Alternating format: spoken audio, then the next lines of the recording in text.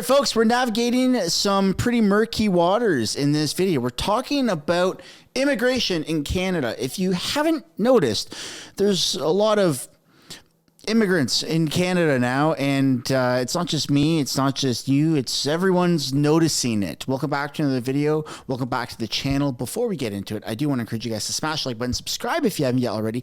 It does really help grow, and this is a pretty massive update. There's some breaking news. Canada has just changed the immigration laws.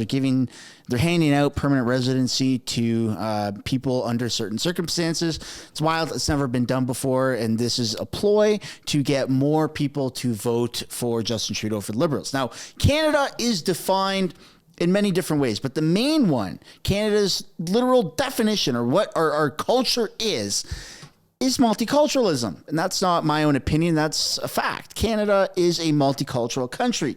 Canadians come from a vast range of nations, races, religions, and heritage. This multicultural diversity comes from centuries of immigration. As a result, a diverse population is now one of the distinctive features of Canadian society. That's dated back June 6, 2023, almost a year ago. Now, I grew up in a small northern town in Ontario. I also grew up and went to high school in Toronto, and the high school I went to in Toronto was vastly non-white people. There were, out of like 1,800 people, there might have been 80 or 100 white people. And that was like my upbringing, I suppose. One of the most memorable parts of me going to high school. And there's nothing wrong with that. Toronto's a very, very multicultural place. And everyone across Canada has been exposed to people of different races and colors and religious backgrounds. But what Canada is facing now is something that Canada has never faced before. There are a lot of different races and cultures, and people that used to come to Canada used to participate in Canadian culture. And because the number has increased so much, that doesn't seem to be the situation anymore. And I'm not going to sit here and say that this is a horrible thing or that this is a great thing. I'm going to leave that up to you.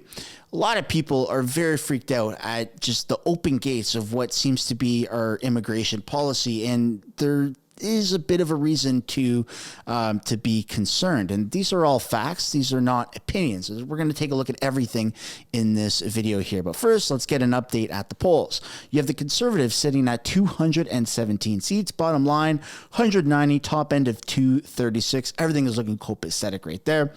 You have 99% odds of winning the most seats, 99% odds of winning a majority government. So polls are looking great. Now, Trudeau is in full panic mode, right? We know this. We know that he is the worst polling prime minister Canada has ever seen. There has never been this bad of a outcome or this bad of a popularity for a current government, which is crazy because his father was not very popular, and somehow Trudeau has surpassed that lack of popularity, and he's made a name for himself. So good job, Justin. You're doing great by screwing over everybody. So there's going to be some tricks that Trudeau tries to pull out of his hat, and one of them is, as we're going to be taking a look at later in this video, immigration.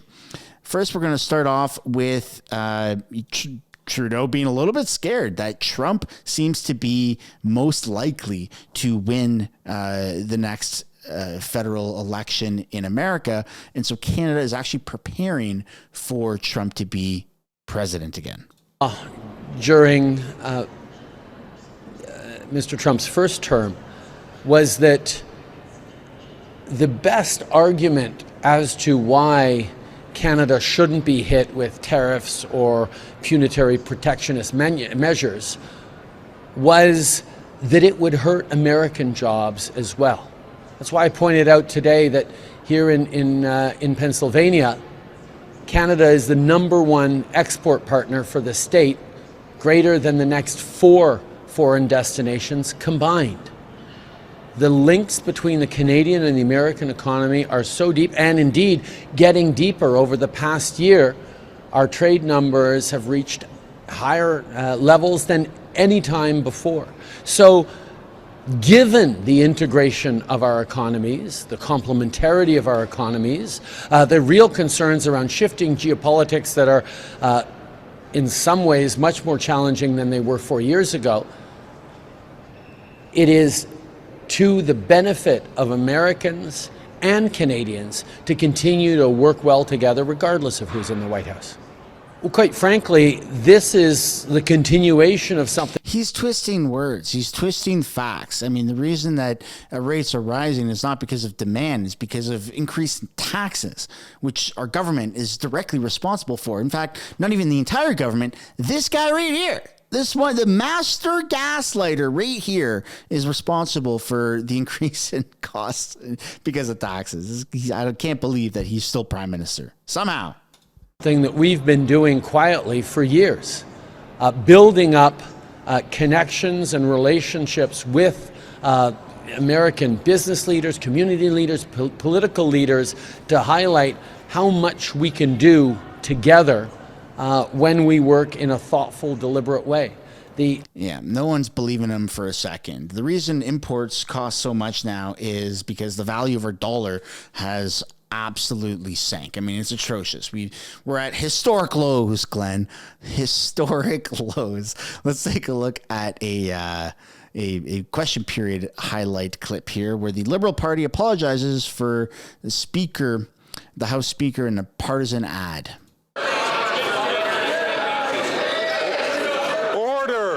Greg Fergus's job is to keep MPs in line, but Conservatives say he has crossed a partisan line in a job that requires impartiality. The offence, this invite to an upcoming Liberal event in Fergus's writing, scrubbed from the web but saved by the official opposition. It reads in part, Pierre Poilievre and the Conservatives propose reckless policies that would risk our health, safety and pocketbooks. For the good of the institution, of Parliament, and the enduring interest of the House of Commons, I regret to say that the Speaker must go. The Speaker's office said the invite was written by the Federal Party without Fergus's knowledge. The Liberal Party of Canada basically blindsided the Speaker. And in this case, that's why the National Director of the Liberal Party of Canada, I believe, needs to apologize fully and completely to the Speaker of the House of Commons. Yeah, I don't know about that. What about the House Speaker blindsiding the Liberal Party and the entire government and our democracy by kicking Pierre Poilievre out, which has never been done before? Like, nothing makes sense in Canada in politics right now. They're making a joke. Who's they? The Liberals, the NDP, the entire government is making a joke out of our system here, man. I love this country. I'm born and raised here. I don't ever want to leave Canada. And I think that there's a lot of work to be done and things have to be taken seriously. And they're not. They get asked questions. They don't answer. There needs to be some form of accountability. And speaking of accountability, we're going to take a look at this new change in immigration. So this is kind of breaking news across the internet today. The Trudeau government has announced that people born outside of Canada will get automatic citizenship. I was mistaken. I said permanent residency. Automatic citizenship if one parent has been in Canada for 3 years. This is insane. You don't have to apply. You just have to send mom, pa, or whoever to come to Canada, wait a few years, and then you get automatic citizenship. And the comments on this post are just like not in support of this.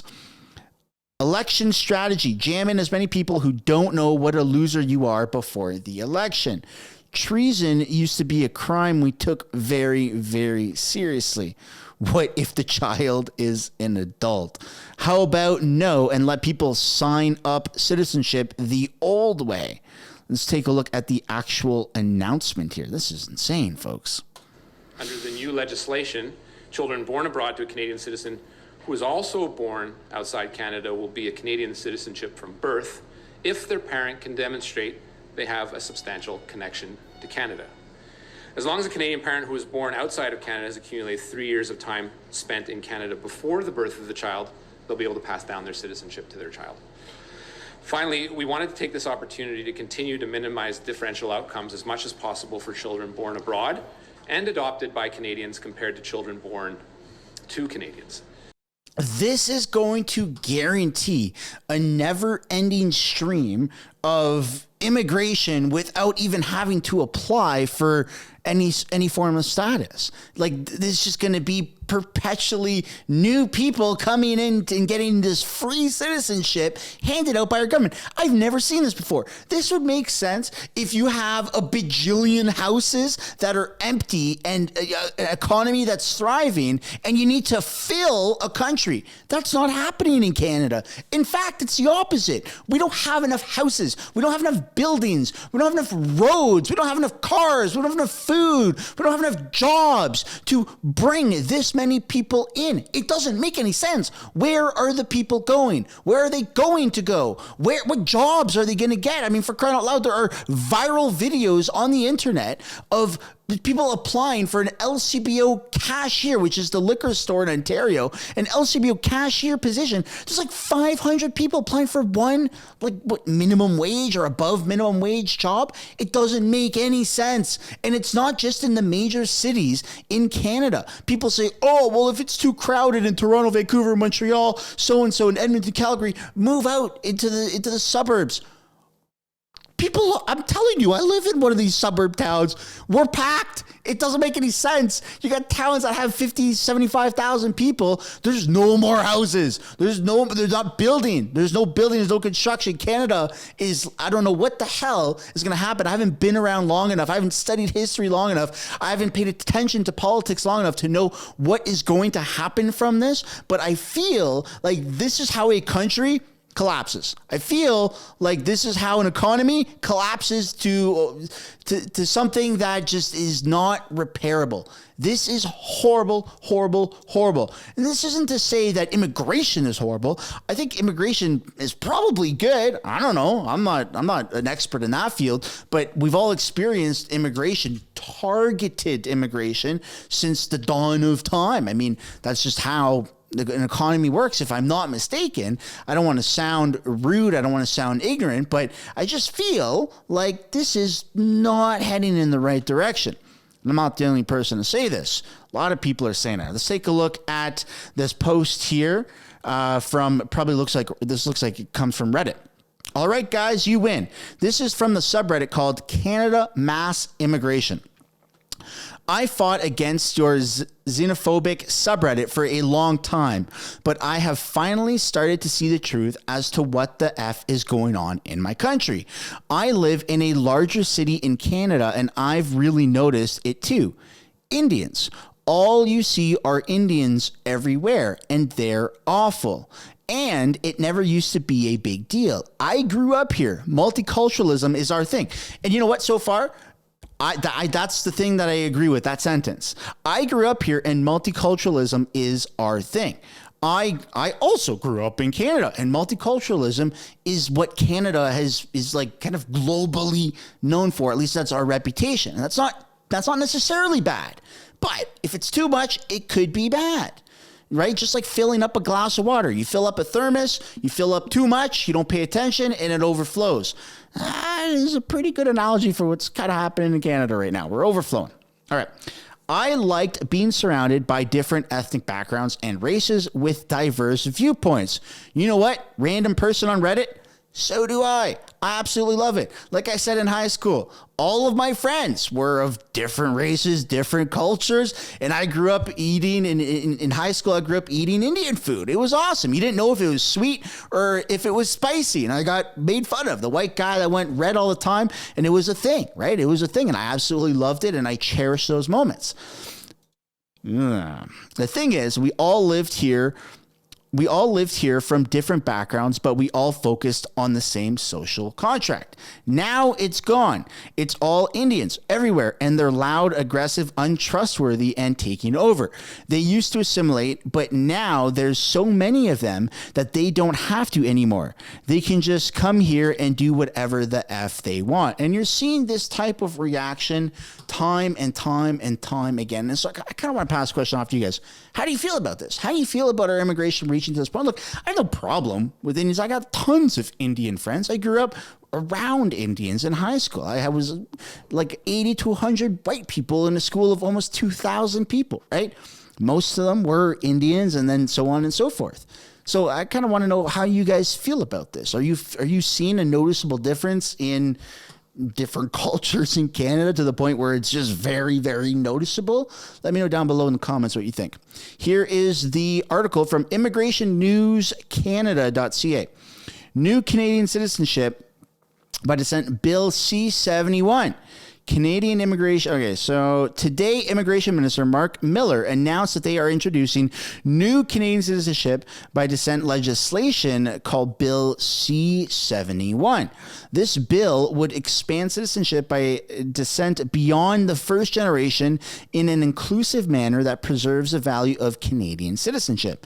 This bill would immediately provide Canadian citizenship to those born abroad to a Canadian parent who is also born abroad before the act went into effect. Now, look, this is a very tricky subject because any attention towards this, people just love to jump to the conclusions of, that's racism, that's racism. No, like Canada has the right to pick and choose who comes into the country, and the Canadian citizens absolutely have a right, just like any other country, to question what the hell it is that our government is doing. I mean, if you were to take millions of people and immigrate them to India, people would be like, hey, what is going on here, right? But no one's rushing there. People are rushing to Canada because we have these policies. We have a government that is, I don't know what their goal is. I have absolutely no idea. But if you're concerned, you are not the only one that seems to be concerned. It seems like there's a trend where a lot of people are noticing something that's going on. And again, it's very difficult to talk about this because people are jumping to conclusions that it's racism. And it's not. I don't see how it is. Maybe I'm ignorant. Maybe I'm right. Who knows? This bill would expand citizenship. Okay, we already read that. It also expand access to a direct grant of citizenship to children born overseas and adopted by Canadian parents beyond the first generation. Following the legislation's implementation, parents born abroad who have or adopt children born outside of Canada must have spent at least 1,095 cumulative days of physical presence in Canada prior to their children's birth or adoption in order to pass down citizenship. Are you kidding me? So you could just adopt a bunch of teenagers, essentially, wait 3 years and then bring them in. You don't even have to wait. This loophole exempts from before the children are born. You can just before the adoption. So I feel like Canada is going to be getting a whole wave of adult or soon to be adult immigrants based on this loophole. And I've never seen this before in Canada. Like, I don't know offhand the immigration laws in Switzerland, but I know that Switzerland is, I think, if I'm not mistaken, one of the most difficult places to actually get immigration. Like, you'd have to, to get status there, citizenship, sorry, is what I mean. From my understanding, unless you have some sort of connection to the people of Switzerland, you would have to be born there. So your mom or person with a womb, because we're Canada, we have to speak in stupid language like that. The person with the womb whom is carrying you would have to give birth to you and sneak you in. So sneak a pregnant belly in, and then you'd be born in Switzerland, and then you would get automatic citizenship. Like, that's a pretty tough way to get citizenship of Switzerland. Why is Canada so easy? We're full. Canada's full. And I'm not saying that we're full. Our infrastructure is saying that we're full. Go and try to buy a house. Go look at where new houses are being built. There's nowhere. There's nowhere to bring in 500,000 to 1 million people into this country. I'm not getting it, folks. I'm not getting it.